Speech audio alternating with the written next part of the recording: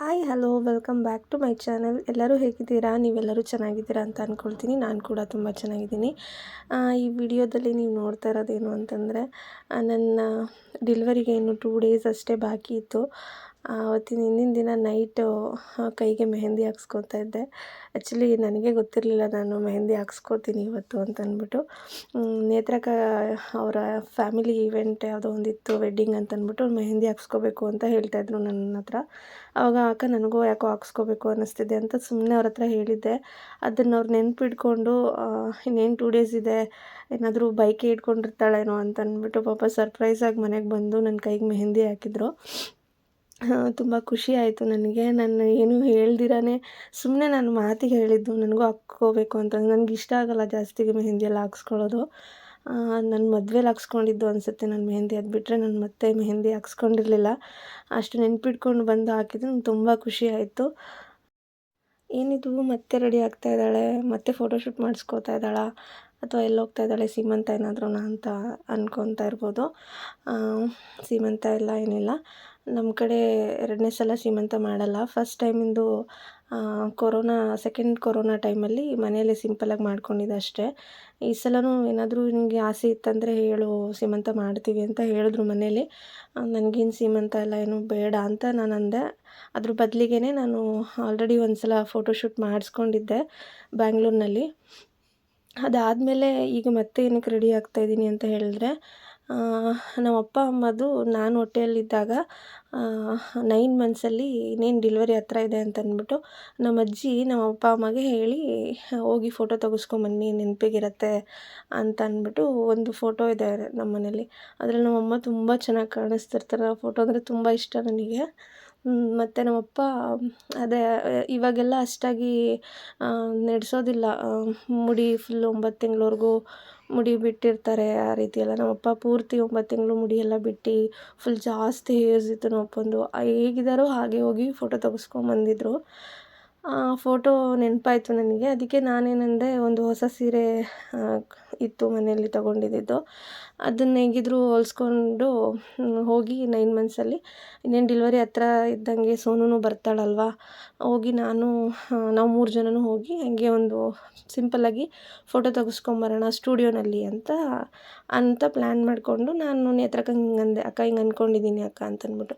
ಅದಕ್ಕೆ ಸಿಂಪಲ್ಲಾಗಿ ಏನಕ್ಕೆ ರೆಡಿ ಆಗ್ತೀಯಾ, ನಾವಿಲ್ವಾ, ನಾನು ಮಾಡಿಕೊಡ್ತೀನಿ ಬಿಡು ಅಂತಂದ್ಬಿಟ್ಟು ಅಕ್ಕ ಏನು ಮಾಡಿದ್ರು, ಫುಲ್ ಎಲ್ಲ ಅಕ್ಕನೇ ಅದಕ್ಕೆ ಏನೇನು ಬೇಕು ಎಲ್ಲ ಪ್ರಿಪೇರ್ ಮಾಡಿಕೊಂಡು, ಜ್ಯುವೆಲರಿ ಸೆಟ್ಟಿಂದ ಹಿಡಿದು ಸ್ಯಾರಿ ಡ್ರಾಪಿಂಗ್ ಮಾಡಿದ್ದು ಅಕ್ಕನೇ, ಹೇರ್ ಸ್ಟೈಲ್, ಮೇಕಪ್ ಪ್ರತಿಯೊಂದೂ ಅಕ್ಕನೇ ಇನಿಷಿಯೇಟಿವ್ ತೊಗೊಂಡು ನಾನು ಮಾಡ್ತೀನಿ ಬಿಡು. ಏಕೆಂದರೆ ಅವರು ಫಸ್ಟೇ ಏನು ಹೇಳಿದರು ಅಂದರೆ, ಈ ಬೇಬಿ ಶವರ್ ಮಾಡೋದಕ್ಕೆ ಮುಂಚೆ ಫೋಟೋಶೂಟ್ ಮಾಡಿಸ್ಬೇಕು, ಮೆಟರ್ನಿಟಿ ಫೋಟೋಶೂಟ್ ಅವ್ರನ್ನ ಮಾಡಿಸ್ಬೇಕು ಅಂತ ಇತ್ತು ಅವರಿಗೆ. ಆದರೆ ನಾನು ಆ ಟೈಮಲ್ಲಿ ಬ್ಯಾಂಗ್ಳೂರಲ್ಲಿದ್ದೆ, ಸ್ವಲ್ಪ ದಿನ ಅಮ್ಮನ ಮನೇಲಿ ರೆಸ್ಟ್ಗೆ ಅಂತ ಹೋಗಿದ್ದೆ. ಹಾಗಾಗಿ ಅಕ್ಕಂಗೆ ಆ ಟೈಮಲ್ಲಿ ಸಿಗೋಕ್ಕಾಗಲಿಲ್ಲ. ಅದಾದಮೇಲೆ ಇನ್ನೇನು ಫೋಟೋಶೂಟ್ ಆಗಿತ್ತಲ್ಲ ಅವಳದು ಅಂತಂದ್ಬಿಟ್ಟು ಮತ್ತು ಫ್ರೆಂಡ್ಸ್ ಎಲ್ಲ ಸೇರಿಕೊಂಡು ಮಾಮ್ ಟು ಬಿ ಸೆಲೆಬ್ರೇಟ್ ಮಾಡಿದರು.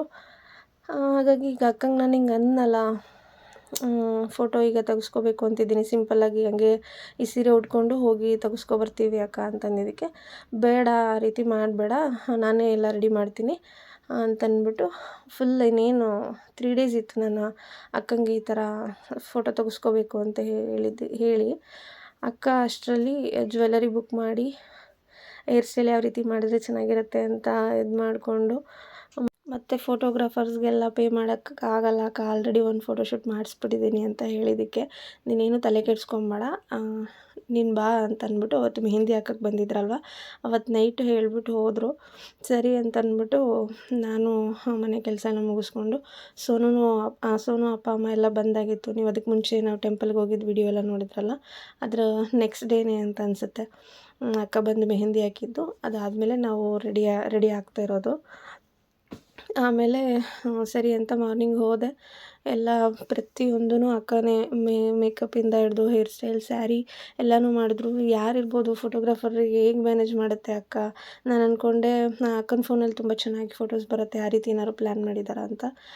ಆಮೇಲೆ ಇಲ್ಲ, ಸ್ವಲ್ಪ ಹೀಗೆ ಮೇಕಪ್ ಎಲ್ಲ ಹಾಕ್ತಾ ರೆಡಿ ಆಗ್ತಾ ಇರಬೇಕಾದ್ರೆ ಅವ್ರ ನಾದಿನಿ ಬಂದರು, ಅಂದರೆ ಅವರ ಹಸ್ಬೆಂಡ್ ಅವರ ತಂಗಿ ದಿವ್ಯಾ ಅಕ್ಕ ಅಂತಂದ್ಬಿಟ್ಟು. ಅವರು ಫೋಟೋಗ್ರಾಫರ್ ಅವರು. ಔಟ್ಡೋರ್ ಇಂಡೋರ್ ಎಲ್ಲ ಮಾಡ್ತಾರೆ. ನನಗೆ ಗೊತ್ತಿತ್ತು, ಆದರೆ ಅವ್ರನ್ನ ಕರೆಸ್ತಾರೆ ಅಂತ ಅಂದ್ಕೊಂಡಿರಲಿಲ್ಲ. ಅವರೂ ಬಂದರು ಪಾಪ. ಅವರು ಭದ್ರಾವತಿಯಲ್ಲಿರೋದು. ಅವ್ರಿಗೂ ಚಿಕ್ಕ ಪಾಪು ಇದೆ. ಮಗುನೂ ಬಿಟ್ಬಿಟ್ಟು ಅಕ್ಕ ಹೇಳಿದ್ದಾರೆ ಅಂತ ಅಂದ್ಬಿಟ್ಟು ನನಗೋಸ್ಕರ ಬಂದರು. ಅವ್ರನ್ನೇ ಕರೆಸಿದ್ರು. ಪ್ರತಿಯೊಂದು ನನಗೆ ಯಾವುದೂ ಸ್ಟ್ರಗಲ್ ಇರಲಿಲ್ಲ, ಏನಿರಲಿಲ್ಲ. ಪೂರ್ತಿ ಎಲ್ಲ ಅವರೇ ನೋಡ್ಕೊಂಡಿದ್ದು. ಜ್ಯುವೆಲರೀಸ್ ಮಾತ್ರ ತುಂಬ ಚೆನ್ನಾಗಿತ್ತು. ಅದು ರೆಂಟಲ್ಲಿ ತೊಗೊಂಬಂದು ನನಗೋಸ್ಕರ ಈ ರೀತಿ ಇದ್ದರೆ ಚೆನ್ನಾಗಿರುತ್ತೆ, ಚೆನ್ನಾಗಿ ಕಾಣುತ್ತೆ ಅವಳಿಗೆ ಅಂತ ಅಂದ್ಬಿಟ್ಟು ಅದನ್ನು ಬೆಳಗ್ಗೆನೇ ಹೋಗಿ ತೊಗೊಂಡು ಬಂದು ನಾನು ಮನೆಗೆ ಹೋದ್ಮೇಲೆ ನೋಡಿದ್ದು ಎಲ್ಲ ಇಷ್ಟೆಲ್ಲ ಪ್ರಿಪ್ರೇಷನ್ ಮಾಡ್ಕೊಂಡಿದ್ದಾರೆ ಅವರು ಅಂತ ಅಂದ್ಬಿಟ್ಟು. ಆಮೇಲೆ ತುಂಬ ಖುಷಿ ಆಯಿತು ನನಗೆ. ಆ್ಯಕ್ಚುಲಿ ಸೀಮಂತ ಪೂರ್ತಿ ರೆಡಿ ಆದಮೇಲೆ ಅನ್ನಿಸ್ತು ನನಗೆ, ಸೀಮಂತ ಮಾಡ್ಕೊಂಬಿಡ್ಬೋದಾಗಿತ್ತು, ಎಷ್ಟು ಚೆನ್ನಾಗಾಗಿದೆ ಅಲ್ವಾ ಅಂತ ಅಂದ್ಬಿಟ್ಟು. ಅಷ್ಟು ಚೆನ್ನಾಗಿ ರೆಡಿ ಮಾಡಿದರು. ನಂಗೆ ಲುಕ್ ಅಂತೂ ತುಂಬ ಅಂದರೆ ತುಂಬ ಇಷ್ಟ ಆಯಿತು. ಫೋಟೋಸ್ ಎಲ್ಲ ಇನ್ನೂ ಸ್ವಲ್ಪ ದಿನ ಆಗುತ್ತೆ ಬರೋಕ್ಕೆ. ಸೋನುನ ಹರ್ಷನ ಮನೇಲೇ ಬಿಟ್ಬಿಟ್ಟು ಬಂದಿದ್ದೆ. ಹರ್ಷ ಬಂದು ನನ್ನ ಬಿಟ್ಬಿಟ್ಟು ಹೋಗಿದ್ದರು. ಅವಳನ್ನ ಮಲಗಿಸ್ಬಿಟ್ಟು ಅಪ್ಪ ಅಮ್ಮನ ಹತ್ರ ಬಿಟ್ಟು ನನ್ನ ಅಕ್ಕನ ಮನೆಗೆ ಬಿಟ್ಬಿಟ್ಟು ಹೋಗಿದ್ರು ಅವರು. ಪೂರ್ತಿ ಎಲ್ಲ ರೆಡಿ ಆಗೋಕ್ಕೆ ಏನಿಲ್ಲ ಅಂದರೂ ಮಿನಿಮಮ್ 2.5-3 hours ಅಂತೂ ಬೇಕಾಗುತ್ತೆ. ಅದರಲ್ಲೂ ನನಗೆ ಒಂದು ಕಡೆ ಸ್ವಲ್ಪ ಜಾಸ್ತಿ ಹೊತ್ತು ಕೂತ್ಕೊಳ್ಳೋಕ್ಕಾಗಲ್ಲ ಅಂತಂದ್ಬಿಟ್ಟು ಅಕ್ಕ ಸ್ವಲ್ಪ ಟೈಮ್ ತೊಗೊಂಡು ಮಾಡಿದ್ದು. ತುಂಬ ಚೆನ್ನಾಗಿ ಮಾಡಿದರು. ಅಷ್ಟು ಚೆನ್ನಾಗಿ ಕಾಣಿಸ್ದೆ. ನಾನು ಮೇಕಪ್ ಆರ್ಟಿಸ್ಟ್ ಆಗಿದ್ರೂ ಅಷ್ಟು ಇಂಟ್ರೆಸ್ಟ್ ಇರ್ತಿರಲಿಲ್ಲ ನನಗೆ. ನಾನು ಮೇಕಪ್ ಮಾಡ್ಕೊಬೇಕು ಆ ಥರ ಎಲ್ಲ. ಫಸ್ಟ್ ಟೈಮ್ ಈ ಥರ ರೆಡಿಯಾಗಿದ್ದು. ಇದಕ್ಕೆ ಮುಂಚೆ ಫೋಟೋಶೂಟಲ್ಲಿ ನಾನೇ ರೆಡಿ ಆಗಿದ್ದೆ. ಆವಾಗ 6.5 months ಇತ್ತು ನನಗೆ ಫಸ್ಟ್ ಫೋಟೋಶೂಟ್ ಮಾಡ್ಕೊಂಡಾಗ. ಸರಿ ಅಂತಂದ್ಬಿಟ್ಟು ಏನೂ ಮಾಡೋಕ್ಕಾಗಲ್ಲ, ಬ್ಯಾಂಗ್ಳೂರಲ್ಲಿದ್ನಲ್ಲ, ನಾನೇ ಎಷ್ಟಾಗತ್ತೆ ಅಷ್ಟನ್ನು ಮಾಡ್ಕೊಂಡಿದ್ದೆ. ಅದು ಚೆನ್ನಾಗಾಗಿತ್ತು. ಆದರೆ ಅದಕ್ಕೆ ಕಂಪೇರ್ ಮಾಡಿದ್ರೆ ಈ ಸ್ಯಾರಿ ಲುಕ್ ನನಗೆ ತುಂಬ ಅಂದರೆ ತುಂಬ ಇಷ್ಟ ಆಯಿತು. ನೇತ್ರಕ್ಕಂಗೆ ಎಷ್ಟು ಥ್ಯಾಂಕ್ಸ್ ಹೇಳಿದ್ರು ಕಮ್ಮಿನೇ. ನಾನು ಎಕ್ಸ್ಪೆಕ್ಟ್ ಮಾಡಿರಲಿಲ್ಲ. ನಾನು ಸಿಂಪಲ್ಲಾಗಿ ಏನೋ ಒಂದು ಲಾಸ್ಟ್ ಮಂತಲ್ಲಿ ಹೋಗಿ ತೆಗೆಸ್ಕೊಬರೋಣ, ಒಂದು ಮೆಮೊರಿಗಿರುತ್ತೆ 9 months ನನಗಿವಾಗ ಅಂತ ಅಂದ್ಕೊಂಡೆ. ಆದರೆ ಇಷ್ಟು ಚೆನ್ನಾಗಿ ಲುಕ್ ಕ್ರಿಯೇಟ್ ಆಗೋ ಮಾಡಿದ್ರು ಅವರು. ಅದಾದಮೇಲೆ ಶಿವಮೊಗ್ಗ ಸರ್ಕಿಟ್ ಹೌಸ್ ಬರುತ್ತಲ್ವ, ಅಲ್ಲಿಗೆ ಹೋಗೋಣ ಅಂತ ಅಂದ್ಕೊಂಡ್ವಿ. ತುಂಬ ಚೆನ್ನಾಗಿದೆ ಪ್ಲೇಸು, ಗ್ರೀನರಿ ಎಲ್ಲ ಇದೆ, ಮತ್ತು ಸ್ವಲ್ಪ ಮನೆಗೂ ಹತ್ರ ಆಗುತ್ತೆ, ಟ್ರಾವೆಲ್ ಮಾಡೋದು ಬೇಡ ಜಾಸ್ತಿ ಅಂತ ಅಂದ್ಬಿಟ್ಟು ಅಕ್ಕನೇ ಪ್ಲೇಸ್ನೂ ಚೂಸ್ ಮಾಡಿದರು. ಸರಿ ಅಂತ ಅಂದ್ಬಿಟ್ಟು ದಿವ್ಯಾಕ್ಕ, ನಾನು, ನೇತ್ರಕ್ಕ, ಹರ್ಷ, ಸೋನು ಎಲ್ಲರೂ ಹೋದ್ವಿ. ದಿವ್ಯಾಕ್ಕ ಪ್ಲೇಸ್ ನೋಡ್ತಾಯಿದ್ರು, ಯಾವ ಕಡೆ ಇಂದ ಚೆನ್ನಾಗಿ ಬರ್ತಿದೆ ಫೋಟೋಸ್ ಅಂತಂದ್ಬಿಟ್ಟು ಜಸ್ಟ್ ಹಾಗೆ ನಿಲ್ಲಿಸ್ಬಿಟ್ಟು ನೋಡ್ಕೊಳ್ತಾಯಿದ್ರು, ಯಾವ ಕಡೆ ಇದ್ದರೆ ಬ್ರೈಟಾಗಿ ಚೆನ್ನಾಗಿ ಅನಿಸುತ್ತೆ ಅಂತಂದ್ಬಿಟ್ಟು. ಆಮೇಲೆ ಒಂದೊಂದೇ ಪ್ಲೇಸಸ್ನ ಚೂಸ್ ಮಾಡ್ಕೊಳ್ತಾ ಅಲ್ಲಲ್ಲೇ ಫೋಟೋ ತೆಗೆಸ್ಕೊಂಡು ಹೋಗ್ತಾಯಿದ್ವಿ. ಫೋಟೋಸು ಅಷ್ಟೇ ತುಂಬ ಚೆನ್ನಾಗಿ ಬಂದಿದೆ. ದಿವ್ಯಾಕ್ಕ ತುಂಬ ಚೆನ್ನಾಗಿ ಫೋಟೋಸ್ ತೆಗೆದಿದ್ದಾರೆ. ಆ್ಯಕ್ಚುಲಿ ನಾವು ಹೋಗಿದ್ದು ಸ್ವಲ್ಪ ಲೇಟ್ ಆಗಿಬಿಡ್ತು. ಒಂದು 3:30 o'clock ಆಗಿದ್ದರೆ ನಮಗೂ ಸ್ವಲ್ಪ ಜಾಸ್ತಿ ಟೈಮ್ ಸಿಗ್ತಾಯಿತ್ತು. ನಾವಲ್ಲಿ ಹೋಗಿದ್ದೆ 4:30 ಮೇಲಾಗಿತ್ತು. ಹಾಗಾಗಿ ಬೇಗ ಸಂಜೆ ಆಗ್ತಾ ಬಂದಿದ್ದರಿಂದ ಫೋಟೋ ಫೋಕಸ್ ಸ್ವಲ್ಪ ಡಲ್ ಆಗ್ತಾ ಹೋಯಿತು ಬೇಗನೆ. ನನಗೂ ನಡೆಯೋಕ್ಕಾಗ್ತಾ ಇರಲಿಲ್ಲಲ್ಲ. ಅವ್ರ ಲೊಕೇಶನ್ ಚೇಂಜ್ ಮಾಡ್ತಾ ಇದ್ದಂಗೆ ನಾನು ಅಲ್ಲಿ ಹೋಗ್ಬೇಕು ಇಲ್ಲಿ ಹೋಗಬೇಕು ನಿಧಾನವಾಗಿ ನಡ್ಕೊಂಡು ಹೋಗೋದು. ಅದರಲ್ಲೂ ಸೋನು ಲಾಸ್ಟ್ ಟೈಮ್ ಫೋಟೋ ತೆಗೆಸ್ಕೊಂಡಾಗ ಎಷ್ಟು ಸಲ ಕರೆದ್ರೂ ಫೋಟೋಸ್ಗೆ ಬರ್ತಾನೆ ಇರಲಿಲ್ಲ, ಹಠ ಮಾಡ್ತಾಯಿದ್ಲು, ನಂಗೆ ಬೇಡ ಅಂತಂದ್ಬಿಟ್ಟು. ಈ ಸಲ ತುಂಬ ಹತ್ರ ಬರೋದು, ಫೋಟೋ ತೆಗೆಸ್ಕೊಳಕ್ಕೆ ಇದು ಮಾಡೋದು ಹಠ ಮಾಡ್ತಾಯಿದ್ಲು.